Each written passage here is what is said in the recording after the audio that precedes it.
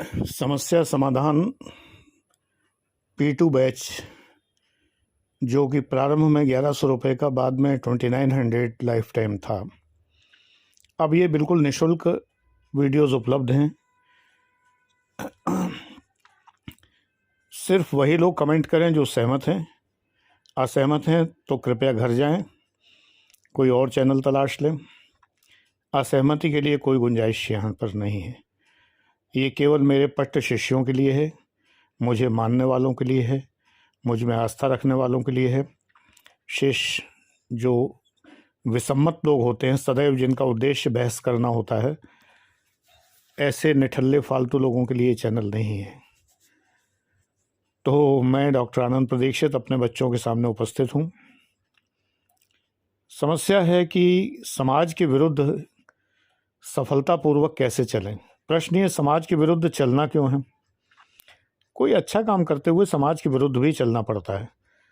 समाज तो चाहता है कि आप नीचे रहें, निम्न स्तर पर रहें, जिससे उन्हें राय देते बने हर बात में। राय चंद लोग अपनी राय झोंकते रहें आपके लिए और आप पर दया दिखाते रहें। आप छोटी मोटी नौकरी अगर पा जाएं तो ये कहते रहें कि बड़े के लिए प्रयास क्यों नहीं किया था, या आपकी नौकरी ना ही लगे तो वो बड़े प्रसन्न होते हैं लोग, क्योंकि उन्हें पूछने को मिलता है, भाई आजकल क्या कर रहे हो? अरे भाई ट्राई करो, आजकल देखो वो रेलवे में निकली हुई हैं, और वो हमारे वो फलाने चाचा के, ताऊ के, मौसा के, फूफा के, दामाद के फलाने जो हैं वो रेलवे में जनरल मैनेजर हैं, और चलती है अपनी, ऐसी कोई बात नहीं है, तुम फॉर्म तो भरो, हमें बताना। सब झूठ बोलते हैं ये लोग। इस तरह के लोग, निकम्मे लोग जो हैं, ये समाज में तमाम भरे पड़े हैं, जो आपको जीने नहीं देते हैं। आपको सदैव एहसास कमतरी, इन्फीरियरिटी कॉम्प्लेक्स पैदा करते रहते हैं। तो क्या इनके अनुसार आप चलेंगे? बताइए। इसलिए मैं कहता हूँ समाज के विरुद्ध चलना। मैं सदैव समाज के विरुद्ध चला, अच्छे रास्ते पे चला। विरुद्ध का मतलब ये नहीं कि मैं कोई नेगेटिव रास्ते पे चला कि चोरी जेब कतरी करने लगा। अच्छे रास्ते पे चला। हालांकि मेरा समाज बहुत अच्छा समाज था। मेरे कस्बे भरथना में जब मैं डिग्री कॉलेज में प्रोफेसर हुआ तो लोगों को बड़ी निराशा हुई। लोगों ने कहा कि IAS PCS के फॉर्म भरने चाहिए थे, ये लड़का तो इतना ब्रिलियंट है कि इसको तो अधिकारी होना चाहिए था। मेरा समाज बहुत अच्छा समाज था। मेरे समाज में, भरथना कस्बे के लोगों में, मेरा सब भला चाहने वाले थे, क्योंकि मैं विनम्र बालक था, सबके पैर छूता था, सबकी शुभकामनाएं लेता था। परीक्षा देने जाता था तो लाइन से पता नहीं कितने लोगों के चरण स्पर्श या नमस्कार करके जाता था। उस ज़माने में गैर ब्राह्मण लोग जो हैं, ब्राह्मण बच्चों से पैर नहीं छुआते थे, तो उन सबसे प्रणाम करके जाता था, सबका आशीर्वाद लेके जाता था। तो सबका आशीर्वाद सदैव मेरे साथ रहा। सबको उम्मीद थी कि ये टॉपर है लड़का, हर क्लास का टॉपर है, तो ये अधिकारी बनेगा। लेकिन जब मैं डिग्री कॉलेज में प्रोफेसर हो गया तो बड़े निराश हुए सभी लोग। मेरा समाज तो अलग है, मुझे उस समाज के विरुद्ध नहीं चलना पड़ा। लेकिन एक समाज होता है, आपके बहुत सारे, मेरे रिश्तेदार भी बहुत अच्छे रहे, लेकिन कुछ रिश्तेदार ऐसे होते हैं जो सदैव आपको नीचा देखना चाहते हैं। जैसे मेरे एक महेश भैया थे, उन्होंने हाई स्कूल में जब मैंने टॉप किया था तब भी उन्होंने मुझसे मेरे लिए कहा था, इनके लिए भैंस ले दो तो ये भैंस चराएं तो वो ज़्यादा अच्छा रहेगा। उन्हें मेरा यही करियर नज़र आया था कि ये भैंस चराएं, जबकि मैं बोर्ड का टॉपर था, तब भी उन्हें यही नज़र आया था। खुद इंजीनियर थे। पलंग पर फैले हुए दो मसनदों के बीच में हम लोगों को ज़मीन में बिठाया था उन्होंने, मुझे और मेरे पिताजी को और माताजी को ज़मीन में बिठाया था, और सिर्फ ठंडा पानी पिलाया था, न चाय पिलाई थी न कुछ। जब हम उनके घर गए थे, पिताजी मुझे ले गए थे कि महेश भैया से कुछ सीखो, वो इंजीनियर हैं तो उनसे कुछ सीखो। खैर, महेश भैया के पास में जब मैं असिस्टेंट कमिश्नर इंचार्ज लखनऊ का था, पूरे लखनऊ के रेलवे स्टेशंस मेरे अंडर में थे, तब मैं अपनी गाड़ी वाड़ी पूरा लाव लश्कर, पुलिस फोर्स और ये सब लेके ढूंढते हुए गोमती नगर में उनके घर पहुंचा, और उनके घर दबिश दी जाके। दबिश का मतलब एक तरह से दबिश ही है, गया, उनके पैर छुए। मैंने कहा मैं प्रमोद हूँ, मेरा नाम तो प्रमोद है, आनंद प्रदीक्षित के नाम से आपके सामने उपस्थित हूँ। तो मैंने कहा मैं प्रमोद हूँ, आपने पहचाना हो शायद। बोले हाँ हाँ मैंने पहचाना। भाई बड़ी अच्छी तरह की तुमने। हमने उनसे ये नहीं कहा कि आपने मुझे भैंस चलाने की सलाह दी थी और आपने हम लोगों के साथ क्या सलूक किया था। उस दिन उनके घर एक नौकर नहीं था, कोई चपरासी नहीं था जिससे वो चाय बनाने की कह सकें।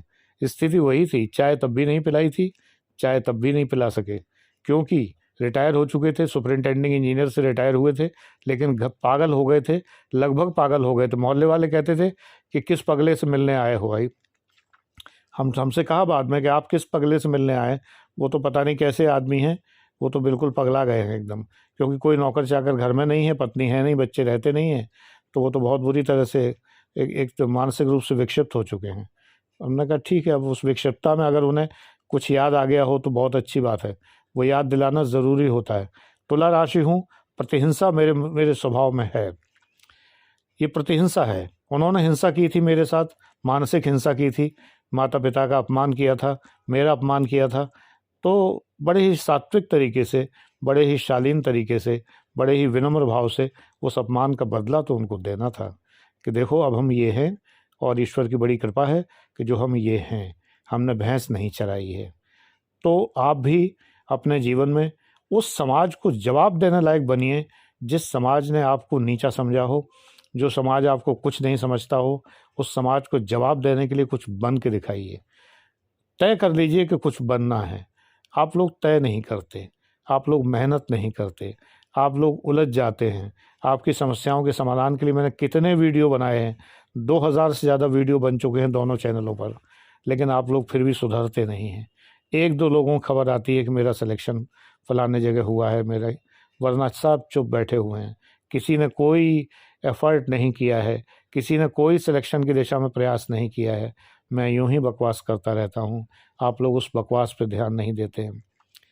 समाज के विरुद्ध चलना होता है। मैंने अपने बेटों की शादी समगोत्री की, मैंने अपने विवाह में अपने बाबा की और अपने चाचा की परवाह नहीं की। मेरे पिताजी ने, मैंने, वो चाहते थे कि कानकुब्जों के दूसरे गोत्र में शादी हो। जिनके यहाँ शादी हुई मेरी, वो लोग कानकुब्ज नहीं हैं, कानकुब्ज ब्राह्मण नहीं हैं, लेकिन मेरे बाबा और मेरे चाचा नाराज़ हो गए थे कि हम नहीं जाएंगे।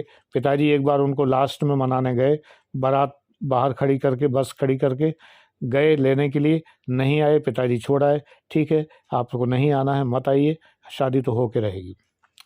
हम लोगों ने अपने मन की है हमेशा, क्योंकि हम कुछ गलत नहीं कर रहे हैं। मेरे लिए, बच्चों के लिए, शादी के लिए, मेरे दोनों बेटों का विवाह 2 जुड़वा बहनों से हुआ है, तो उनके पिता भी असिस्टेंट कमिश्नर थे उस समय, समकक्ष अधिकारी थे, मेरे बड़े अच्छे मित्र थे। तो विवाह तय हुआ, प्रेम विवाह था ये, बच्चों में आपस में तय हो गया था।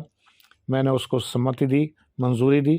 न मैंने जन्मपत्री दिखवाई, अपनी भी नहीं दिखवाई थी, मेरी शादी में भी मेरी जन्मपत्री नहीं मिलाई गई थी, न मैंने अपने बच्चों की मिलाई, और ईश्वर के सामने बस केवल उनका कहा उनके बारे में कि बस बच्चों को आशीर्वाद दीजिए भगवान, और माता रानी की कृपा रहे उनके ऊपर, भगवान शिव, भगवान कृष्ण, भगवान विष्णु सभी की कृपा रहे, और विवाह किया। समगोत्री हम लोग दोनों ही दीक्षित हैं, वो भी दीक्षित हैं, हम भी दीक्षित हैं, कोई फ़र्क नहीं पड़ता। ईश्वर की बड़ी अनुकंपा, सब ठीक है, सब ठीक रहेगा। अगर मन में है विश्वास, पूरा है विश्वास, तो हम होंगे कामयाब, ये तय बात है। ये मंत्र तो मैंने सीखा ही है अपने ज़माने में, इमरजेंसी लगी थी मेरे ज़माने में, और ये मंत्र हर जगह गूंजता था, हम होंगे कामयाब, हम होंगे कामयाब, पूरा है विश्वास, मन में है विश्वास। तो वही बात थी। तो हम लोगों ने समाज के विरुद्ध काम किए बहुत सारे। समाज ने जो नहीं कहा वो किया, समाज को जो अच्छा नहीं लगा वो किया, धड़ल्ले से किया। छोटे भाई का विवाह किया, लोगों ने कहा कि ऐसा वैसा, ये वो फलाना, ये वो वहाँ के शुक्ला हैं, वो यहाँ के शुक्ला हैं, और आप लोग तो यहाँ के दीक्षित हैं, वहाँ के दीक्षित हैं, इनमें शादी नहीं होती है।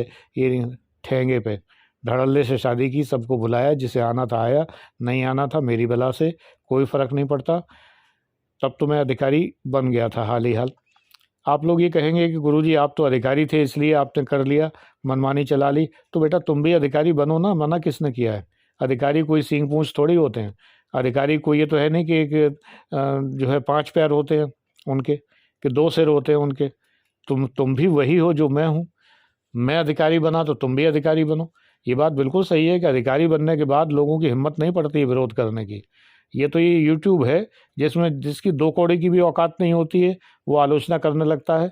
जिसको चपरासी मेरा खड़ा ना होने दे दफ्तर के सामने, वो यहाँ आके ऐसे बात करता है तू तड़ाक करके, जिसकी कोई सीमा नहीं है, क्योंकि फर्जी आईडी बनाए हुए।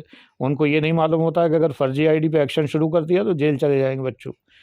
13 लोगों के खिलाफ मुकदमा चल रहा है। स्टार्टिंग मैंने यही किया था, बाद में तो मैंने छोड़ दिया, मैंने कितनों खिलाफ करूँगा। 13 लोग जो है परेशान है, लाखों रुपए भुगत चुके हैं। 13 खिलाफ जो मानहानि के मुकदमे चल रहे हैं, कानपुर कोर्ट में चक्कर लगाते लगाते मर गए, ये समझ लीजिए।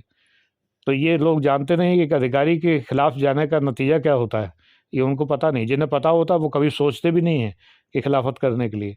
अरे आपको नहीं पसंद हो, मैं चुप रहिए, जाइए चैनल से, जाइए भाड़ में जाइए, कौन सा फ़र्क पड़ता है भाई। अगर अगर मेरी बातें आपको पसंद नहीं हैं तो कौन रोक रहा है? मुझे कौन सा आर्थिक लाभ हो रहा है आपसे कि जो मैं आपको रोकूं कि नहीं नहीं भैया रुक जाइए, आप मेरा वीडियो देखिए ही देखिए। अरे मत देखिए, नो प्रॉब्लम, कौन सा फ़र्क पड़ रहा है?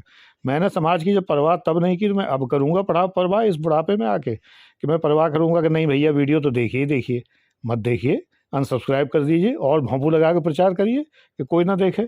कौन सा फ़र्क पड़ रहा है? मुझे तो कोई फ़र्क नहीं पड़ रहा। फ़र्क उनको पड़ता है, मेरे बच्चों को, जिनके लिए मेरा मूड ख़राब होता है तो मैं विषय से भटक जाता हूँ, उनको फ़र्क पड़ता है। तो इसलिए मैं कहता हूँ कि यदि आपको मैं पसंद नहीं हूँ तो छोड़ दीजिए चैनल, गो टू, आगे आप खुद ही जानते हैं 4 अक्षर का। तो इसलिए जो है अनावश्यक बातें मैंने कभी ना बर्दाश्त की हैं, ना करता हूँ। तो मैंने हमेशा लोगों को गो टू हेल ही भेजा है कि अगर लोगों को पसंद नहीं है कोई बात तो ठीक है, मुझे कोई परवाह नहीं है। जब मैंने अपनों की नहीं सुनी, मैंने अपने दादा और चाचा की नहीं सुनी, मैं और किसी क्या सुनूँगा? उनके कहने से मैं उनकी उनकी बताई हुई लड़की से शादी कर लेता। मेरे जो दादाजी थे, वो मुझसे 3 साल बड़ी लड़की से शादी करने के लिए विवाह का वो जो है लिए बैठे थे, मंसूबा बनाए बैठे थे। उनके पड़ोसी एक पंडित जी थे, वो अपनी नातिन की शादी करना चाहते थे। वो मुझसे 3 साल बड़ी थी। भाई मुझे तो रंग रूप भी पसंद नहीं था, और भी बातें थी जो पसंद नहीं थी, शिक्षा भी पसंद नहीं थी। जिस लड़की से मैंने शादी की वो मुझे पसंद थी, मेरे पिता माता को पसंद थी, मेरे नानी को पसंद थी, सब घर को पसंद थी। तो मैं वहाँ शादी करूँगा कि मैं ज़बरदस्ती जो है जो बिल्कुल किसी को पसंद नहीं है वहाँ शादी करूँगा? वही बात है। तो आप भी थोड़ा-सा स्ट्रॉन्ग होइए। अपनी पसंद जीवन में दूसरों की पसंद मत थोपने दीजिए अपनी पसंद के ऊपर। ये नहीं है कि लोग आपकी पसंद के ऊपर अपनी पसंद ठोके चले जा रहे हैं और आप जो है वो उनकी मान के बाद में जो है रो रहे हैं, पछता रहे हैं। थोड़ा-सा विनम्र रहिए, लेकिन ये है कि विनम्रता का मतलब कमज़ोरी नहीं है। मैं तो ठोक के कह देता हूँ बिल्कुल, विनम्रता का मतलब वीकनेस नहीं है। तो अफ़सर तो मैं नहीं था तब, अफ़सर तो बाद में हुआ हूँ। जब मेरी शादी हुई तब मैं अधिकारी थोड़ी था, तब तो मैं बीएससी में पढ़ता था। लेकिन तब भी मेरे अंदर ये चीज़ थी कि करूँगा वही जो मेरे मन की बात। पिता से अगर विरोध की बात आती तो पिता को समझाता, मेरी इच्छा यहाँ शादी करने की है। एक बार ऐसी नौबत आई थी कि मेरे पिता, जो प्रेज़ेंट मेरी शादी है जिसको कि 49 ईयर हो गए हैं, उस शादी के लिए मेरे पिता जब होने वाली थी तो एक बार को बैकआउट कर गए कि ये शादी अब नहीं होगी। तो मैंने उन्हें बहुत अच्छे समझा-बुझा के, बहुत बहुत मना के और उनको तैयार कर लिया कि वो पीछे ना हटें और शादी यही होगी क्योंकि मुझे पसंद है। इसके लिए मैंने अपने से 9 साल छोटे भाई का भी सोर्स लगाया और अपनी नानी का भी सोर्स लगाया और तरह-तरह के सोर्सेज़ लगाए और शादी हुई। तो बात ये है ना कि साम, दाम, दंड, भेद सभी तरीकों से बाय हुक और by crook, art of getting things done, ये ऑफिसर लाइक क्वालिटी तो मेरी हमेशा से थी कि art of getting things done, मुझे ये काम करना है तो करना है, दैट्स ऑल। तो बस ये बात है। इसलिए जीवन में धारा के विरुद्ध बहना सीखिए बच्चों, और धारा के विरुद्ध बहने में आनंद भी बहुत है। दूसरी बात ये, ज़्यादातर लोगों की परवाह नहीं करनी चाहिए। जिन निठल्लों से, जिन नामाकुलों से कोई मतलब नहीं है, कोई परवाह नहीं है, उनको ठेंगे पे रखिए और उनकी परवाह मत करिए। वो आपके जीवन में कुछ नहीं लाएँगे। आप अपना जीवन जीना सीखिए, लेकिन इसके लिए शक्ति अर्जित करनी पड़ेगी। और फिलहाल हिंदुस्तान में शक्ति आईएएस पीसीएस में है। चाहे आप इंजीनियर हो जाएँ, चाहे डॉक्टर हो जाएँ, चाहे चार्टर्ड अकाउंटेंट हो जाएँ, चाहे आप वकील हो जाएँ या कुछ भी हो जाएँ। जो पावर एक आईएएस पीसीएस की है, वो पावर दूसरे किसी उसमें नहीं है। इसलिए कोशिश करिए कि बनिए, बन सकते हैं। आप नहीं बनेंगे तो कौन बनेगा? लेकिन सिर्फ़ इसलिए नहीं बनते हैं कि आप मेरी बात सुनते नहीं हैं, मेरी बात मानते नहीं हैं, मेरे बताए रास्ते पे चलते नहीं हैं, इसलिए नहीं बनते। सिंपल सी ये बात ही है। आप चक्कर में पड़े हुए हैं टेस्ट सीरीज़ों के, आप चक्कर में पड़े हुए हैं दुनिया भर के एनसीईआरटी के, आप चक्कर में पड़े हैं दुनिया भर के तमाम सारे जो यूट्यूब पर और जो फेसबुक पर जो ज्ञान बांटा जा रहा है, उन निठल्लों द्वारा बांटा जा रहा है जो कभी खुद भी कोई एग्ज़ाम पास नहीं कर पाए। उनके ज्ञान के चक्कर में आप पड़े हुए हैं। बस दैट्स ऑल, सिंपल सी बात है। गॉड ब्लेस यू और ईश्वर आपको सद्बुद्धि देते।